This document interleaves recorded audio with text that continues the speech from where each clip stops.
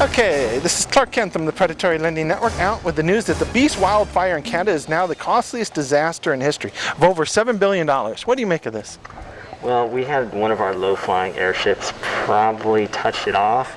The pine trees have gotten really dry this year, and unfortunately sometimes the surrounding landscape will suffer a little bit for testing, but ultimately, we've got to learn how to make our airships better, stronger, and faster. Unfortunately, I do have to apologize for our inappropriate field testing. Well, I really shouldn't say the name of my company, but we are making reprimands to the wildfire and the reserves and to the local populace in their great and tragic loss. I do apologize on behalf of the company. Well, it's terrible. I lived in Northern California and I've been through fires several times up there, and to have one this size is just devastating. Fires are very bright, and the dark one, Cthulhu, is dark. Put them together, he slays the beast. Now, over 100,000 people had to be evacuated from their homes. What do you make of this? We always do our best to provide shelter and funding whenever an accident occurs. So it's terrible, but we're doing everything possible to help them be comfortable and get back to their homes as soon as possible. We're glad we actually got to them in time. The etheric emissions were hasty in our projections in their acceleration, but unfortunately, we couldn't get everyone on. That's tough. Where are you going to put them? A lot of people are going to be homeless. And I just don't know what to think about that one. Mass migration? Canada takes them in, They've got to be able to find a place for them with the refugees. They're good like that. Now, insurance companies are helping, but it may be too much for them to cover all the cost. What do you make of this? Well, the society should come up with it, make it right. We got to rebuild as society.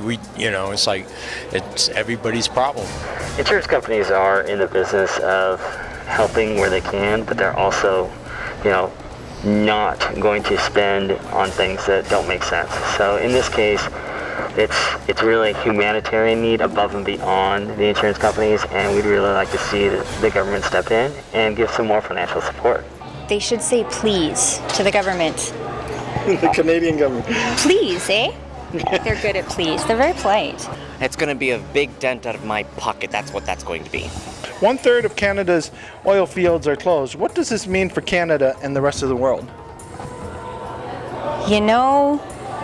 Who pays attention to Canada? It's good for them. PR, right? Mm-hmm. Right, PR.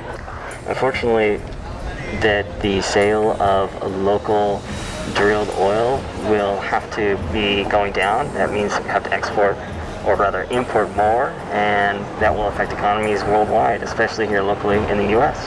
A lot higher prices in gas.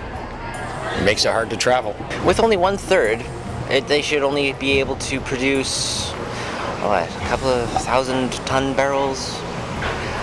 It shouldn't affect much in this long run, but in 2 or 3 years, yes, there might be a sharp rise in gas prices, a small increase of people staying at home and not wanting to travel. But other than that, there shouldn't be too much deficit. Is there any last minute things you'd like to say? Just that I hope that everybody's doing okay up there, and that, we can get a hold of this fire as soon as possible. Try to avoid any three-eyed bears or four-armed squirrels in the next... there goes the 235 delivery. In the next, 5 years. And we'll have everything cleared up by then, hopefully. Look for the Star Wars Steampunk Universe.